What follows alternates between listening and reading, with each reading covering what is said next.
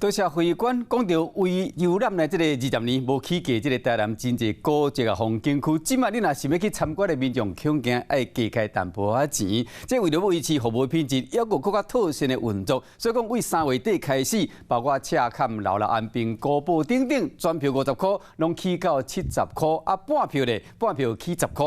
未少游客听这个消息了后，表示讲拢会当接受。 若到人家台南府城都拢是人，尤其是古迹景点。谢谢你，来这个来几位？总共4位，好啊。真侪游客拢趁天气真好，出国行搭。不过今麦想要参观的民众，恐惊都要加开钱啊。这还可以接受，因为它没有涨到很多。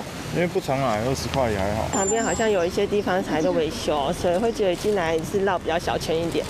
如果旁边的维修好了，我觉得还可以，应该还好。维护古迹需要钱嘛？伫咧办项物件拢起价情形之下，全台湾古迹景点门票全票超伫咧66到100。即马经过评估了后，当20年台南古迹景点门票宣布为3月底开始起票价，赤坎楼、安平古堡、玉仔金城等等，为原底全票50起到70，半票是调整10块。啊，台南市民同款维持看免钱的。20年来呢，我们的基本工资已经从15840已经上涨到了26400，所以也就是说，我们整个人力维护的成本都大幅的增加。古迹收集超拢是靠门票含消费伫咧维持营运，即马调整票价，了望维持服务的品质，古迹麦当好好继续运作落去。